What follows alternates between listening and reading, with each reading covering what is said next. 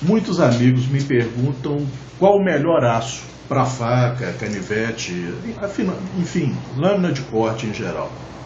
A resposta mais rápida e mais simples é que não existe melhor aço.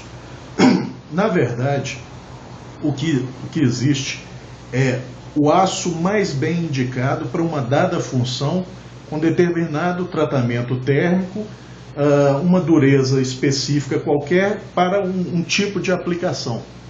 Então, basicamente, todo aço usado em cutelaria é um bom aço, né? Então, como são vários os aços, hoje nós vamos nos restringir aos chamados aços carbonos. Numa segunda etapa eu vou falar sobre os chamados aços inoxidáveis. Mas hoje vamos nos ater aos chamados aços carbono. De modo geral, eles podem ser classificados como aços carbonos planos, né, que basicamente é uma liga que contém majoritariamente ferro e carbono. Existe a presença de alguns elementos traços, como manganês, enxofre e tal, mas aí ou como contaminante ou como adição de muito pouca coisa para melhorar a usinabilidade ou qualquer coisa do tipo. Então esses aços carbonos planos são mais popularmente conhecidos como a série 1000, né? São os aços 1020, 1030, 1040, 1050, 1060 e por aí vai até 1095. Em cutelaria, costuma-se considerar apenas aços a partir de 0,5% de conteúdo de carbono, pela questão da capacidade de endurecimento. Então, aços abaixo de 0,5%, ou seja, de 1050 para baixo, né, 1045 dá boas lâminas também. Mas o pessoal costuma considerar apenas a partir de 0,5% de conteúdo de carbono. Exatamente pela capacidade de endurecimento. Então, os aços carbonos planos seriam classicamente essa série 1000, né? Existem os aços carbonos chamados de baixa liga, que são aquela série de números também, que é o 5160, é o famoso aço mola, o 6150 e 52100, né? São os mais conhecidos. O próprio O1 americano são considerados de baixa liga. Tem os chamados aços ferramentas, entre eles o D2, que são aços, tem esse nome de ferramenta exatamente por serem muito utilizados em DAIs e outras ferramentas de corte, até de aço inclusive, né? Ou ferramentas do tipo ponteiras, limas e por aí vai. E os chamados aços de alta liga, que normalmente são os chamados HSS, que é o High Speed Steel, né? São aços que têm muitos elementos de liga e normalmente são formulados para funções bem específicas. Mas vamos lá. Então vamos começar pelos que eu tenho. Eu vou comentar bem de leve alguns aços famosos, né? Alguns aços carbonos famosos que eu não tenho, mas vamos me restringir aos que eu tenho aqui. Começando pelo 1055, né?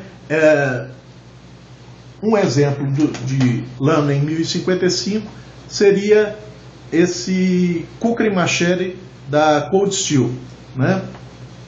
E vocês estão vendo aqui também um facão da Tramontina.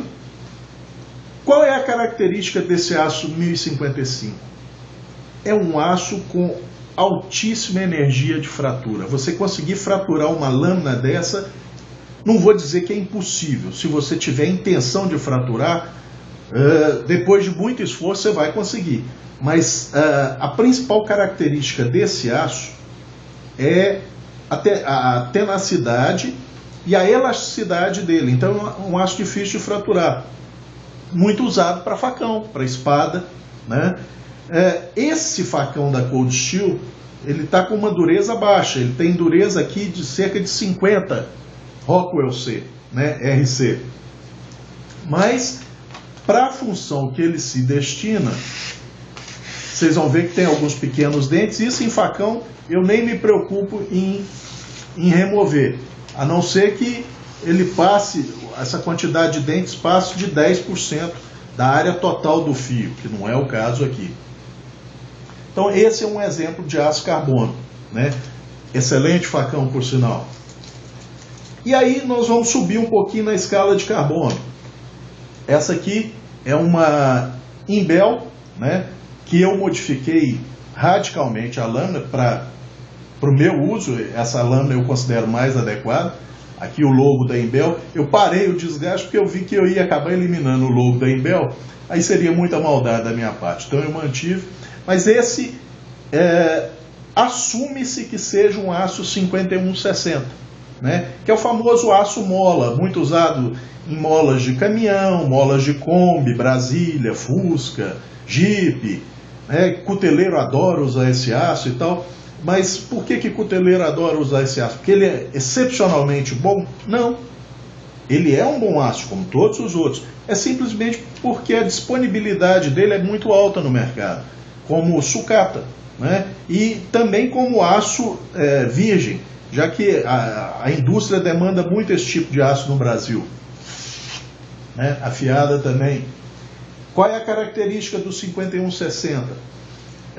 É um aço de alta resistência à fratura. Então a energia de fratura dele é alta. Por isso que é muito usado em espada, em lâminas maiores, né? Então essa é uma característica dele. Ele tem um pequeno percentual de cromo na formulação dele, mas o cromo, no percentual que se encontra nesse aço, a função não é torná-lo mais resistente à oxidação, mas sim tornar possível um maior endurecimento desse aço durante o tratamento térmico.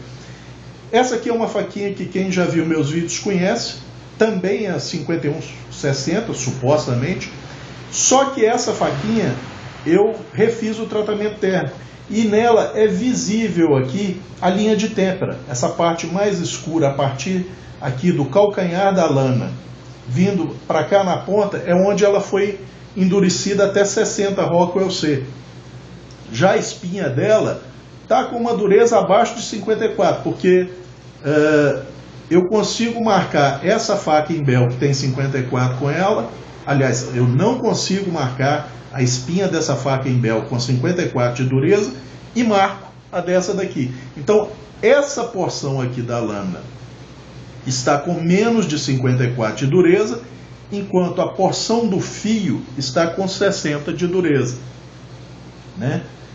Essa lâminazinha que está aqui, que isso não é uma faca nem nada, não tem corte em lado nenhum, isso faz parte de uns experimentos que eu estou fazendo.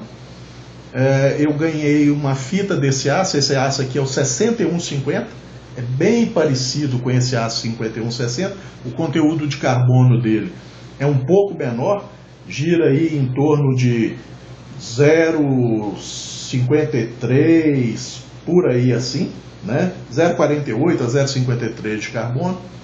Então, se os cuteleiros alegam que usa o 5160, porque ele é um aço que tem alta energia de fratura, ou seja, é difícil de quebrar, tem boa elasticidade, bom coeficiente de elasticidade, esse aço, na dureza normalmente que os cuteleiros fazem as lâminas com 5160, seria muito mais inteligente usar o 6150, porque a energia de fratura do 6150 é ainda mais alta do que a do 5160, né?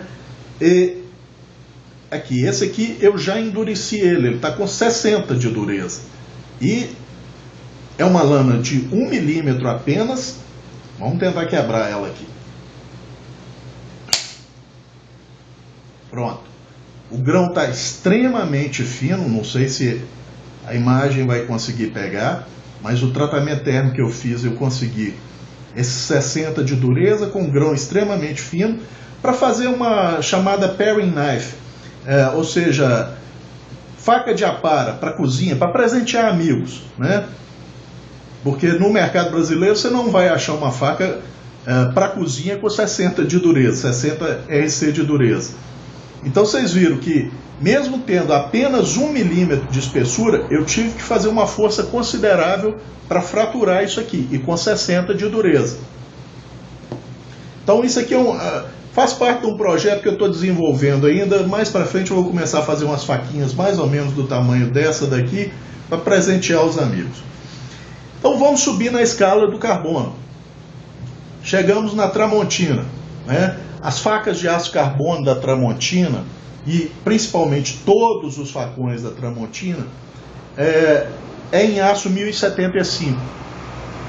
São em aço 1075, todos os facões. É um aço excepcional, muito bom. Qual é o detalhe? A Tramontina produz esses facões com uma dureza esse aqui, por exemplo, tem dureza de cerca de 54 RC, que para facão está excelente. Tanto é que, em termos de custo-benefício, dificilmente vai existir no mundo um facão com melhor custo-benefício que um Tramontina. São facões. O cabo pode deixar um pouco a desejar, mas o tratamento térmico que a Tramontina dá para os seus facões é simplesmente, a gente pode considerar o estado da arte. Então, como facão e ferramenta barata, esses Tramontinas são imbatíveis. E aqui do lado da Tramontina tem uma faca da Condor, a Rodin, modelo Rodin, que também é em aço 1075. Qual a diferença? Enquanto esse facão Tramontina está com uma dureza de 54, essa faca Rodin, ela tem uma dureza de 58, que é a mais próxima do ideal para esse aço, né? A dureza que eu considero ideal, não estou dizendo que seja, para o meu tipo de uso, numa faca, a dureza que eu considero ideal para o aço 1075 estaria aí em torno de 59, 60 RC. Então essa da Condor está muito próxima disso, né? Aço excepcional, pega um fio muito bom, bem agudo, aceita alto polimento, realmente é um aço muito bom para cutelaria. Aqui uma famosa mora clássica, como vocês podem ver, eu modifiquei a geometria dela, porque aquela geometria Scandi tem um desempenho de corte, uma habilidade de corte horrorosa, né? Aí alguém vai falar assim, nossa, mas eu tenho mora, a minha mora corta muito bem. Bom, sua mora pode cortar bem para o seu padrão do que você acha que é boa habilidade de corte. Para mim ela não corta. Então eu modifiquei, fiz um desbaste, transformei primeiro em full flat e depois deixei ligeiramente convexo. Então essa faca aqui agora, que é em aço 1095, está cortando muito bem, né? E aqui, outra faca em aço 1095. Mas qual a diferença? Essa faca aqui eu fiz por desbaste de uma lima KF. Ou seja, a dureza dessa lâmina é de 62 RC, que é uma dureza próxima do ideal que eu considero para esse aço. O aço 1095, para mim, a dureza ideal dele para uma faca desse tipo seria em torno aí de 63, 64 RC. Tem gente que vai falar, nossa, mas essa dureza é muito alta, a faca vai quebrar à toa. Não vai quebrar à toa, gente. Faca é para ser usada para cortar, não é para ser usada como alavanca, né? Então, por exemplo, na minha opinião, você usar um aço 1095, como a Mora usa, para deixá-lo com uma dureza de 59, como essa aqui, era preferível usar 1075. Aí alguém pode dizer, mas o aço 1095 ele é mais resistente à abrasão do que o 1075. E é verdade, porque como ele tem um excesso de carbono, porque em qualquer aço desses aqui, ou qualquer aço inox, o máximo de carbono que consegue ser dissolvido na matriz é 0,6%. O que passa disso, quando um aço tem maior conteúdo que isso em carbono, esse carbono vai se ligar a outros elementos para formar os chamados carbonetos ou carbetos, que são estruturas bem mais duras do que a média da matriz dos aços. Então, por exemplo, boa parte ou uma parte significativa do carbono do aço 1095 vai formar, no caso do aço 1095, vai formar carbonetos de ferro.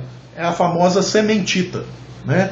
Então, aí alguém pode estar perguntando, então na prática, esse aço com 59 de dureza, contra um 1075 com 59 de dureza, ele é muito mais resistente à abrasão? Não.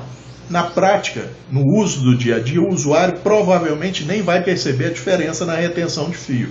Por quê? Porque a abrasão, quando se mede a abrasão, por exemplo, em testes de laboratório, existe um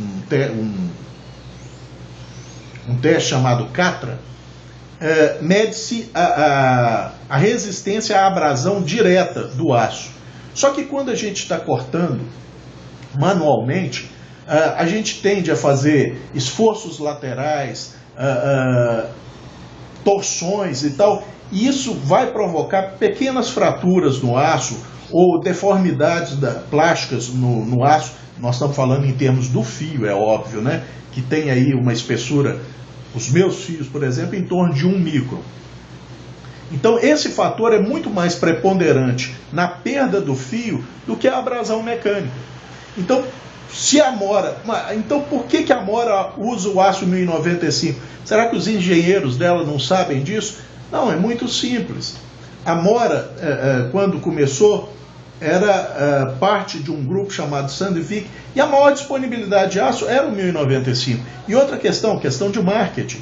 A maioria dos consumidores de lâminas, mesmo aqueles que têm maior informação, se você chegar com duas facas, uma em aço 1075 e 59 de dureza, e uma em aço 1095 e os mesmos 59 de dureza, eles vão preferir a de aço 1095, porque na cabeça da maioria das pessoas, quanto mais carbono, melhor. E isso não é verdade, tá? Por quê? A diferença básica que o consumidor iria perceber é na tolerância à fratura.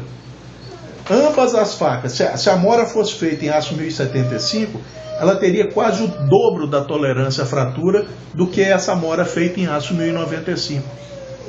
Né? Sem contar algumas outras implicações metalúrgicas. Por exemplo, aços com conteúdo de carbono de até 0,6% formam um tipo de martensita chamada latemartensita, que nada mais é pode ser traduzido como martensita agulhada, que na verdade não é agulhada, ela é mais do tipo lentilha. Mas para os amigos terem uma ideia, vocês imaginem um feixe de palitos, né? Um feixe de palitos é o que seria assemelhado no microscópio ao que o aço com até 0,6% de carbono forma estrutura de martensita. Então essa estrutura é muito resistente à fratura, é muito difícil. Vocês imaginem um maço de palito propagar uma fratura, ou um maço de agulhas propagar uma fratura, é complicado. Já o aço com mais de 0,8, 0,85 de carbono, ele tende a quase só formar uma estrutura de martensita chamada platemartensita, que quem já viu uma pedra de ardósia que é toda folheada, é aquilo. Vocês imaginem como é que isso propaga uma fratura muito mais fácil do que um maço de palito. Vocês imaginem vocês ter várias chapas juntas uma da outra, fininhas, é muito mais fácil você conseguir que uma fratura se propague nessas chapas do que num maço de palito. Então é por isso que eu digo que nessa dureza de até 59, por exemplo, como é o caso das moras, seria muito mais inteligente e muito mais interessante do ponto de vista do usuário que fosse usado um aço 1075, 1080, até 1085, ao invés do 1095. Mas na cabeça da maioria dos consumidores, quanto mais carbono, melhor. O que nós acabamos de ver que não é uma verdade. Então, essa aqui, como eu já disse, é aço 1095, com uma dureza próxima do que eu considero ideal para esse aço, né? Tem uma excelente retenção de fio, mas mesmo nessa dureza, o principal fator de degradação do fio é o rolamento ainda, ou seja, não é fratura nem nada disso. Mudando um pouquinho de novo de aço, essa faca aqui foi feita a partir de um blank da corneta Votan, aço 52-100. é um aço que tem aí em torno de 1% de carbono, né? Mais ou menos isso, de 1 a 1,6% de cromo. Também o cromo aqui, apesar dele ajudar um pouquinho de nada na tolerância à oxidação, que é muito pouca, mas é superior ao 1095, por exemplo, a função dele é promover maior endurecimento na hora do tratamento térmico. E é um aço excepcional também para a lâmina, né? Essa dureza dessa faca aqui, que é 58 RC, 58 um pouquinho, que essa foi testada, não sei se vai conseguir ver, mas tem duas pequenas indentações aqui. Aqui, que foi de um teste numa máquina para testar dureza em escala Rockwell C. É um aço fora de série. Muito cuteleiro usa, porque é um aço de bom marketing, mas é um aço de difícil tratamento térmico.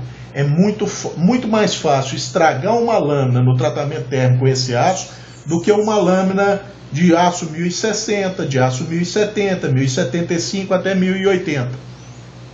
Por quê? Por causa do conteúdo de carbono e conteúdo de cromo dessa lâmina, né? Aços chamados eutetoides ou próximos do chamado aço eutetoide. O que é um aço eutetoide? É um aço que tem conteúdo... Bom, na literatura vai se dizer que é um aço que tem conteúdo de carbono até 0,77%, mas na prática admite-se até 0,8% ou até 0,85%, porque ao se realizar a maioria dos tratamentos térmicos, principalmente chamado sem forno com atmosfera controlada, existe uma descarbonetação ou perda de carbono, né? Então, esses aços eutetoides ou próximos do eutetoide são aços que, vamos dizer, desculpam um pouco um tratamento térmico mais relapso. Ainda assim, eles acabam dando boas lâminas. Aço como 1095, 52-100 requerem protocolos muito estritos de tratamento térmico, então é muito mais fácil conseguir uma lâmina, não vou dizer ruim, mas aquém do que ela poderia ser, utilizando esses aços com carbono acima de 1080, acima de 0,85% de carbono. Ainda na casa dos chamados aços carbono, existe um aço que muita gente chama de semi-inoxidável, que é o D2. É um aço que foi desenvolvido originalmente para die, ou seja, estamparia de outros aços, né, para produzir peças, muito utilizado durante a Segunda Guerra Mundial para estampar chamados fuzis da época, né, que a Alemanha foi pioneira. Os dies utilizados eram D2. Por que eles chamam de semi-inoxidável? Por causa do conteúdo de carbono dele. O D2 tem em torno de 11 a 12% de carbono. Mas alguém pode estar pensando aí, mas não é dito que um aço, para ser considerado inoxidável, ele tem que ter pelo menos 11 a 11,5% de carbono? Se o D2 tem de 11 a 12%, ele é inoxidável. Aí é que está.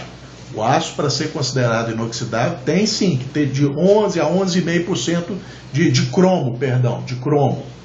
Só que precisa ter de 11 a 11,5% de cromo livre na matriz. No caso do D2, boa parte desse cromo foi usado para formar carboneto de cromo, que é o que dá uma das principais características desse aço, que é a alta resistência à abrasão. Porque ele forma enormes carbonetos de cromo com tamanho médio aí de 50 microns, e esses carbonetos, vocês podem imaginar isso como se fosse um pé de moleque com amendoins inteiros. O carboneto do D2 seria esse amendoim inteiro, o que torna esse aço bem resistente à abrasão. Dá excelentes facas, principalmente faca para ser usada para corear um animal, que o couro é um material bem abrasivo, ou cortar material fibroso.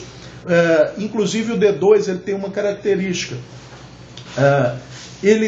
Você consegue um fio extremamente polido com o D2, você consegue fios, e eu particularmente consigo, e não é muito difícil isso, um fio num D2 que você consiga tirar fatias num fio de cabelo, tá? Só que com o uso, rapidamente esse fio polido se perde, porque os carbonetos de cromo no D2 são tão grandes que eles acabam sendo arrancados ou caindo da matriz, né? Porque nós estamos falando de um fio que tem 1 micron de espessura e um carboneto que tem em média 50 microns, então ele acaba ficando com um microdenteado que é extremamente agressivo para cortar.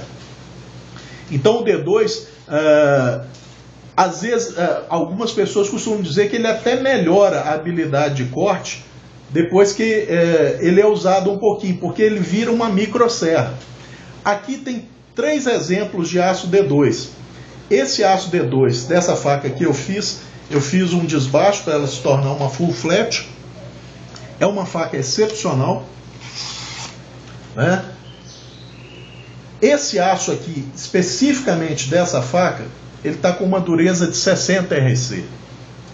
Esse canivete aqui, uma cópia do Spyderco Military, chinês, tá? Também em aço D2, está com uma dureza de 61.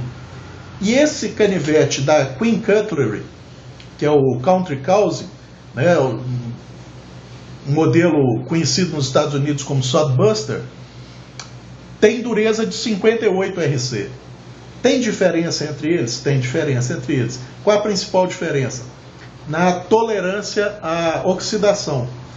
Quanto maior a dureza de um aço que contém cromo, maior a tolerância desse aço à oxidação. Ou seja, esse canivete tem maior tolerância à oxidação que essa faca, que por sua vez tem uma resistência muito maior à oxidação do que esse canivete. Por quê? Simplesmente por causa da dureza. Aí alguém está se perguntando, mas o que a dureza tem a ver com a tolerância à oxidação? Muito simples. Quanto mais duro o aço, mais carbono fica aprisionado na matriz, liberando cromo para passivar a superfície. À medida que você vai diminuindo a dureza, esse carbono vai saindo da matriz do aço e reage com cromo, formando carboneto. Então você retira cromo da matriz e com isso esse aço acaba por oxidar mais fácil. Como é que eu sei disso?